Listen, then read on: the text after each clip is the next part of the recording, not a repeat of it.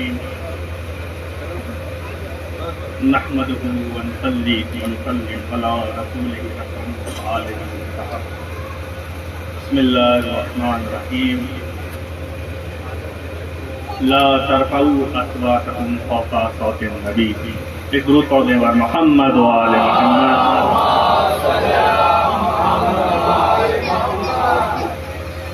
عزیزان گرامی، برادران ایمانی، اب لکھتے ہیں کہ آپ لوگوں کے سامنے عید کی مناسبت سے کچھ مطالب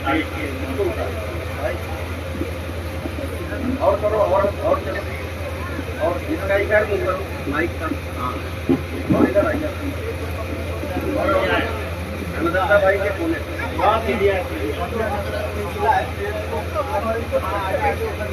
کمر دکھائی دے رہی ہے آپ کا چہرہ دیکھنا چاہ رہے ہیں.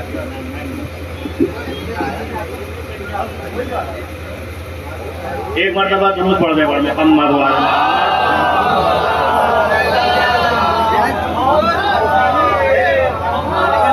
نہیں جگہ تو خیر مناسب ہے لیکن میں سوچ رہا ہوں کہ کھڑے ہونے والوں کے لیے انکمفرٹیبل نہ رہے. بہرحال میں جناب عابد صاحب سے کہوں گا کہ بندہ ناچیز کے لیے اتنا لمبا انہوں نے جو فہرست کے کلام لکھ دیا اور باتیں کہہ دی، میں اس لائق نہیں ہوں. آپ لوگ تو مجھے جانتے ہیں کہ میں ایک چھوٹا سا طالب علم ہوں. اب لکھتے کہ میں آپ لوگوں کے سامنے آیت کے ذیل میں کچھ باتیں بہت مختصر سی پیش کروں. میں بہت زیادہ داد و تحسین دیتا ہوں ان تمام نوجوانوں کو، کیونکہ ماشاءاللہ سے یہ ہمارا چوتھا دور ہے اور بندہ ناچیز پہلی مرتبہ آپ لوگوں کی خدمت میں حاضر ہوا، لیکن آپ لوگوں کی کوششیں بہت سزاوار ہیں داد و تحسین کی کہ آپ نے اتنی زیادہ لگن سے اور اس موسم میں ہر طریقے کا انتظام کرتے ہوئے اس بزم کو آپ لوگوں نے سجایا، برگزار کیا، اور آپ لوگوں کا خلوص کا نتیجہ ہے کہ اتنے ایسی کیفیت اور ایسے ماحول اور اتنی بارش اور بارانی کیفیت میں بھی ہمارے تمام شورا حضرات اور تمام اساتذہ حضرات اور حتیٰ کہ وہ حضرات جو ہمارے اس دور میں ادب کو ریپرزینٹ کرتے ہیں. میں خود اپنے بڑے بھائی جناب احمد صاحب سے کہہ رہا تھا کہ ان لوگوں نے آپ کا نام لکھ دیا ہے، لیکن میں واقعی بہت تعجب کر رہا تھا کہ آپ سے انہوں نے وعدہ کیسے لیا، کیونکہ احمد صاحب پورے بر صغیر کے ایک بہت ہی نمایاں ناظم ہیں اور ان کی شخصیت اپنی مثالات ہے. اس کے ساتھ ہمارے سرپرست ہیں جناب میر نذیر باقری صاحب اور خود ڈاکٹر صاحب. ان تمام حضرات کا میں خود یہاں کا ایک نمائندہ ہوتے ہوئے بہت شکر گزار ہوں، اور اپنے تمام مقامی اور بیرونی شورا حضرات کا. میرے بھائی خرم وسیم صاحب، بہت مدت بعد ان لوگوں سے میں روبرو ہوا، تو ان تمام حضرات کا میں بہت زیادہ شکر گزار ہوں اور آپ لوگوں کی محنتوں کا بھی بہت شکر گزار ہوں. انشاءاللہ شہزادی زہرا سلام اللہ علیہ اس کا ایک اجر عظیم آپ لوگوں کو عطا کریں گے. درود پڑھ دیں اور محمد والے محمد.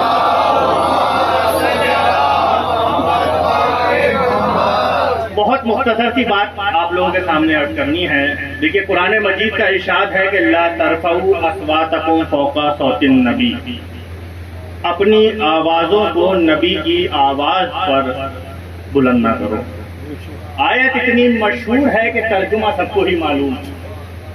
تو عید میلاد النبی کے عنوان سے بس ایک بہت مختصر سی ایک چیز آپ لوگوں کے سامنے پیش کرنی ہے اور بات ختم کرنی ہے. آپ لوگ جانتے ہیں کہ میں ان ذاکرین میں سے ہوں کہ جو کبھی بھی یہ سوچ کے نہیں پڑتا کہ میرے مجمع کو کیا پسند ہے. تو میں یہ عرض کرنا چاہتا تھا کہ لا ترفعوا اصواتکم فوق صوت النبی، یعنی نہیں کا صیغہ ہے، منع کر دیا ہے. اگر قرآن کے اپوزٹ چلو گے تو عمل حرام ہوگا. سمجھ رہا ہوں نا گرامی؟ میں تھوڑا سا فقہی طور پہ تشریح کرتا چل رہا ہوں. لا ترفعوا یعنی آوازوں کو بلند نہ کرو، اگر بلند کرو گے تو سمجھو حرام ہوگا. سمجھ رہے ہیں گرامی؟ تو لا ترفعوا اصواتکم فوق صوت النبی، مسلمان کو تا قیامت اللہ نے یہ کہہ دیا کہ نبی کی آواز پہ آواز بلند نہ کرو. بھائی جب تمہاری آواز نبی جیسی نہیں ہو سکتی، جب تمہاری آواز نبی جیسی نہیں ہو سکتی تو تمہاری ذات نبی جیسی کیسے ہو سکتی ہے؟ بہرحال گرامی دو ایک تقابلی مطالعہ آپ لوگوں کے سامنے اور میں پیش کرتے ہوئے بات ختم کروں گا.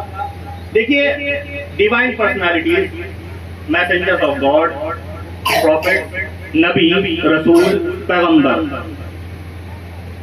حضرت آدم سے لے کے حضرت خاتم تک سب کے بھیجنے کا ایک مقصد ہے. وہ کیا؟ جو امت ہے، جو آڈینس ہے، جو پبلک ہے، اس کی اصلاح، اس کو عمل خیر پر لانا. اگر وہ بگڑے ہوئے ہیں تو انہیں سدھارنا. آپ اپنے بچے کو شرارت کرتا ہے، شیطانی کرتا ہے، اسکول کس غرض سے بھیجتے ہیں؟ آپ اس کو اسکول کس غرض سے بھیجتے ہیں؟ آپ اس کو اسکول اس غرض سے بھیجتے ہیں کہ ایک استاد اس کو عملی طور پہ اصلاح کرے اور فکری طور پہ مضبوط بنائے. یعنی جو خود سے عملی طور پہ مضبوط ہوگا اور فکری طور پہ مستحکم ہوگا، وہی تو آپ کے بچے کی اصلاح کر سکتا ہے. عجیب معاملہ اس امت کا ہے کہ تا قیامت رسول تو مان لیا، تا قیامت محمد کو نبی تو مان لیا، لیکن بار بار یہ کہہ کے کہ محمد ہم جیسا.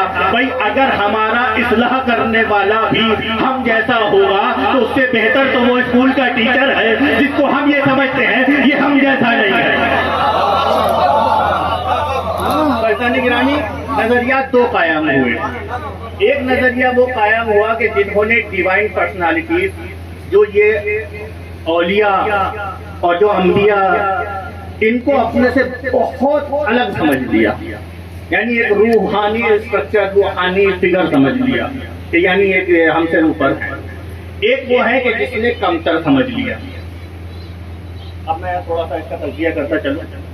یعنی آپ اگر جائیں گے تو کرسچینٹی پہ آپ ان سے پوچھیں گے کہ جیسس کرائسٹ کون ہے، پروفٹ کرائسٹ کون ہے، حضرت مسیح کون ہے، تو کہیں گے ہاں حضرت مسیح وہ ذات ہے کہ جس نے تا قیامت ہمارے تمام برے گناہوں کی ذمہ داری لے لی، اب اس کی وجہ سے ہم بخشے جائیں گے. یعنی تمام عیسائیوں کا، تمام ابراہیمک ریلیجنس کی بات کر رہا ہوں، جو کہ نام ہے سرٹیفائڈ ڈیوائن ریلیجنس ہے، یعنی اللہ کی طرف سے جن کے پاس کتاب ہے، اور دوسرے ریلیجنس کی بات نہیں کر رہا ہوں میں. تو عیسائیوں کے درمیان اگر آپ پوچھیں گے حضرت مسیح کیا ہے، تو وہ یہ کہیں گے حضرت مسیح ایک اللہ کا ایک ایسا نمائندہ، یعنی سن آف گاڈ، اللہ کا بیٹا ہے، اور اس نے ہمارے تمام گناہوں کی ذمہ داری لے لی، اب ہم کچھ بھی کریں بخشے جائیں گے. یعنی سن آف گاڈ کا سلسلہ ہے. We are the people but Jesus Christ is son of God. ہم تو لوگ ہیں اور جیسس کرائسٹ وہ سن آف گاڈ ہے. اس کے پیچھے کا پس منظر میں سمجھانا چاہتا ہوں. ایک وہ امت ہے امت مسلمہ جس نے حضرت نبی اکرم کو اپنے جیسا سمجھ لیا. بات میری سنیے گا، بہت توجہ سے سنیے گا. دیکھیے تو اس کا پس منظر کیا ہے؟ دیکھیے پس منظر یہ ہے کہ جتنے بھی مسیحی ہیں، جب سے انہوں نے اس بات کو ایکسپٹ کر لیا کہ حضرت مسیح اللہ کے بیٹے ہیں، تو اب یہیں سے بایولوجیکل اسپریچول طور پہ یہ ثابت ہو گیا کہ ہم ان جیسے نہیں ہو سکتے. میں کیا کہہ رہا ہوں؟ ہم ان جیسے نہیں ہو سکتے. اب نہ ان کا کوئی راستہ ہے، نہ ان کا کوئی کریکٹر ہے، نہ کوئی ان کی سنت ہے، نہ کوئی ان کا طریقہ ہے. اب وہ الگ ہے. ہم کچھ بھی کر لیں ہم ان جیسے نہیں ہو سکتے. یعنی یہ کانسیپٹ قائم کر کے چیپٹر بند کر دیا. میں کیا کہہ رہا ہوں؟ یہ کانسیپٹ قائم کر کے چیپٹر بند کر دیا کہ اب عیسیٰ کچھ اور ہے، ہم کچھ اور ہیں. ادھر مسلمانوں کی بدقسمتی یہ ہے کہ ہم نے تو نبی کو بڑھانا تو چھوڑو، جو ان کی منزلت تھی وہاں بھی نہیں رکھا. میں کیا کہہ رہا ہوں نانا گرامی؟ جو ان کی منزلت تھی وہاں بھی نہیں رکھا. ہم نے کہا کہ نبی ہم جیسے ہیں، نبی ہم جیسے ہیں، کھاتے تھے، پیتے تھے، سوتے تھے، اٹھتے تھے. بھائی میں کہوں گا کہ نبی اگر تم جیسے ہیں تو یہ بتاؤ کہ اللہ نے کیوں کہہ دیا کہ اپنی آوازوں کو نبی کی آواز پہ بلند نہ کرو، جب تمہاری آوازیں اور تمہاری آوازیں کو چھوڑو. جو اصحاب نبی کے اطراف میں بیٹھتے ہیں ان سے پہلے خطاب ہو رہا ہے. یعنی وہ اصحاب، وہ صحابہ کہ جن کا تم کلمہ پڑھتے رہتے ہو، ان کی آوازیں نبی جیسی نہیں ہو سکتی، تو تمہاری آوازیں کیسے ہو سکتی ہے؟ تو جب تمہاری آوازیں محمد جیسی نہیں ہو سکتی تو تمہاری ذات محمد جیسی کیسے ہو سکتی ہے؟ بھائی اللہ نے قرآن اتارا، اللہ نے قرآن اتار کے کس کے حوالے کیا؟ تمہارے حوالے کیا، لیکن اتارا کس کی زبان سے؟ میں کیا کہہ رہا ہوں، اتارا کس کی زبان سے؟ اتارا کس کی زبان سے؟ بھئی قرآن کو اللہ نے کہا کہ یہ رحمت ہے، یہ رحمت ہے، یعنی یہ مسلمانوں کے لیے، لوگوں کے لیے رحمت ہے، یعنی قرآن مسلمانوں کے لیے، لوگوں کے لیے رحمت ہے۔ میں بتا رہا ہوں کہ محمد تم جیسا نہیں ہے، اگر تم اس کو اپنے جیسا سمجھو گے تو پھر پوری دنیا میں تا قیامت وہ جو اصلاح کا ایک باب کھلا ہوا ہے کہ محمد کی ذات تا قیامت ہمارے لیے رہنما اور ایک سرمایہ ہدایت ہے، وہ بند ہو جائے گا۔ وہ کیسے؟ قرآن کیا ہے؟ قرآن رحمت ہے، اور محمد کیا ہے؟ رحمت للعالمین۔ میں کیا کر رہا ہوں گرامی؟ قرآن کیا ہے؟ قرآن نور ہے۔ سب مسلمان کہتے ہیں نا قرآن کیا ہے؟ قرآن نور ہے، یعنی اللہ کے کلام نے جب لباس الفاظ پہنا، لباس کلمات پہنا تو قرآن بنا۔ بھائی میں یہ کہوں گا کہ جس کی زبان سے ادا ہونے والے چند الفاظ یا تو قرآن بنتے ہیں یا حدیث بنتے ہیں اور تا قیامت تمہارے لیے سرمایہ ہدایت بنتے ہیں، تو پھر اس کی ذات تمہارے لیے سرمایہ ہدایت کیوں نہ ہوگی؟ اسی لیے تو صرف مکتب جعفریہ ایک وہ مکتب ہے جس نے یہ بتا دیا کہ کل بھی تمہارے سامنے ذات محمد موجود تھی، آج بھی پردے میں ذات محمد موجود ہے، یعنی کل بھی قرآن موجود تھا، آج بھی قرآن موجود ہے۔ وما ارسلناک الا رحمۃ للعالمین، ہم نے تمہیں کیا بنا کے بھیجا؟ رحمت عالمین کے لیے۔ قرآن کو کیا کہا کہ ہم نے لوگوں کے لیے رحمت بنایا؟ قرآن کو کیا کہا؟ ہم نے لوگوں کے لیے رحمت بنایا، اور نبی کو کیا کہا؟ عالمین کے لیے رحمت بنایا۔ میں کیا کہہ رہا ہوں جانے میں کتنا سمجھاؤں اپنے برادر مسلمانوں کو؟ عالمین کے لیے رحمت بنایا، کائے کے لیے؟ عالمین کے لیے۔ سمجھانے کے لیے کوئی ڈیٹیل میں نہیں جاؤں گا کہ عالمین کیا ہے۔ بسم اللہ الرحمن الرحیم، الحمدللہ رب العالمین، تمام تعریفیں اس خدا کی جو عالمین کا رب ہے۔ میں کیا کہہ رہا ہوں، محمد کے دور میں بشریت سوچتی نہیں تھی کہ اس قرۂ ارض کے علاوہ بھی کہیں اور زندگی ہوگی۔ میں کیا کہہ رہا ہوں، ذات محمد کو اپنی ذات سے نہ ملاؤ ورنہ تا قیامت گمراہ ہو جاؤ گے۔ محمد کے دور میں دنیا سوچتی بھی نہیں تھی کہ اس قرۂ ارض کے علاوہ بھی کہیں اور حیات ہو سکتی ہے۔ یہ تو کمال ہے مکتب جعفریہ کا کہ جس نے حقیقی تعبیر کی ہے محمد کی۔ عزیزان گرامی، محمد کے دور میں 4 سمتیں ہوتی تھی۔ انسان سفر کرتا تھا، پورب جاتا تھا، پچھم جاتا تھا، اتر جاتا تھا، دکن جاتا تھا، یہی تو تعبیر تھی نا بھائی، یہی 4 سمتیں تھی۔ اگر محمد ان 4 سمتوں میں محدود تو حسن سردار مانے گا کہ محمد ہم جیسا۔ میں کیا کہہ رہا ہوں، میں کچھ عرض کر رہا ہوں، اگر محمد ان 4 سمتوں میں محدود تو حسن سردار مان لے گا محمد ہم جیسا۔ لیکن عزیزان گرامی، ذات محمد تا قیامت بنی ہے۔ یہ محمد کی ذات تھی کہ جب دیکھو شب معراج اللہ نے خود کہہ دیا سبحان الذی اسریٰ بعبدہ لیلا من المسجد الحرام الی المسجد الاقصی۔ ابھی تک انسان سمجھ رہا تھا کہ 4 سمتیں صرف بشریت کے لیے ہے۔ محمد نے اپنی حیات میں ہی اس زمین کو چھوڑ کے آسمان کا رخ کر کے یہ بتا دیا کہ آج کی دنیا نہیں جانتی کہ ادھر بھی راستے ہیں۔ محمد نے جا کے بتا دیا کہ زمین کے علاوہ آسمان میں بھی راستے ہیں۔ آج ہم چاند پہ جا کے فخر کر رہے ہیں۔ محمد نے 1400 سال پہلے بتا دیا کہ ہمیں چاند کے راستے بھی پتا ہے، ہمیں خلا کے راستے بھی پتا ہے، اور حقیقی نائب ہے علی جس نے بتایا پوچھو پوچھو میں زمین سے زیادہ آسمان جانتا ہوں۔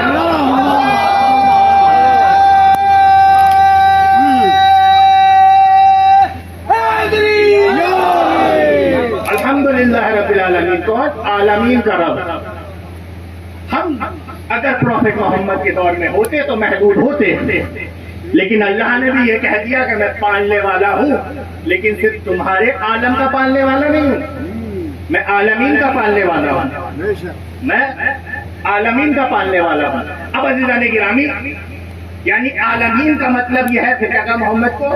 رحمت للعالمین، یعنی جہاں جہاں خدا کی خدائی جا رہی ہے وہاں وہاں محمد کی رحمت جا رہی ہے۔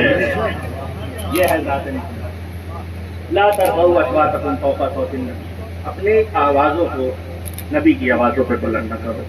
اور میں جانے گرامی زیادہ نہیں بولوں گا کیونکہ حق ہے، اس ٹائم سو رہا ہے کرام کا زیادہ۔ ویسے تو میں بہت کچھ ذہن میں رکھ کے آیا تھا بولنے کے لیے، لیکن ابھی اسی مقدمے میں قید رہ گیا۔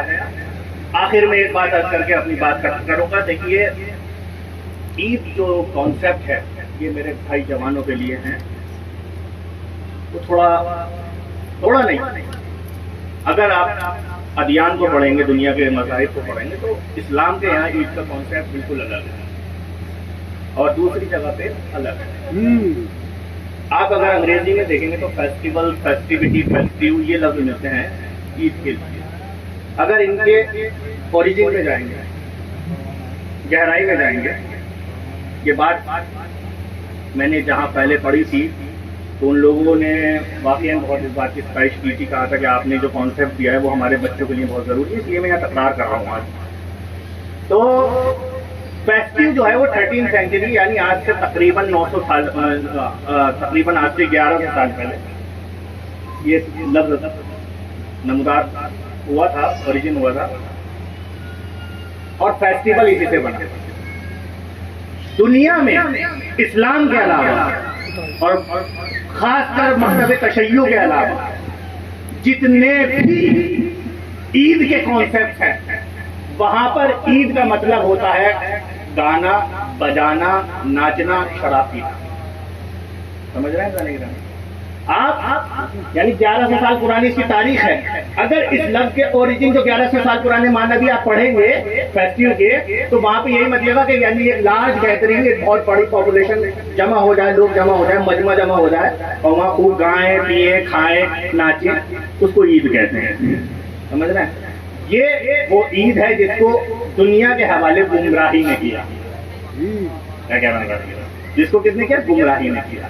اور ایک وہ عید ہے جس کو اسلام نے حوالے کیا۔ اسلام نے کہا کہ دیکھو محمد کی ولادت ہو تو روزہ رکھو، علی کی ولادت ہو روزہ رکھو، حسن کی ولادت ہو روزہ رکھو، حسین کی ولادت ہو روزہ رکھو۔ عزیز جان گرامی، یعنی ہمارے یہاں عید کا مطلب ہے قربانی دینا۔ ہمارے یہاں عید کا مطلب ہے انسان کے پریشانی اور بھوک کو پہچاننا، نہ کہ خود بہت زیادہ مزیدار اور خوش مزہ روغنی غذائیں اڑانا۔ تو عزیزان گرامی، مکتب اسلام وہ ہے کہ جس نے انسان کو یہ بتایا کہ عید ایک ایسا موقع نہیں ہے کہ اپنے آپ کو گمراہی کے حوالے کر دو، بلکہ عید ایک ایسا موقع ہے کہ گمراہی کے عالم سے نکل کے اللہ کی طرف پلٹ آؤ، اللہ کے راستے پہ چلاؤ، تو اس کو عید کہتے ہیں۔ یا اسی لیے تو مولا علی نے کہا تھا کہ ایک مومن کی عید وہ ہوتی ہے جس دن وہ کوئی گناہ نہ کرے، لہذا ہماری عیدیں اسی طرح ہونا چاہیے۔ وآخر دعوانا الحمدللہ رب العالمین۔ شکریہ۔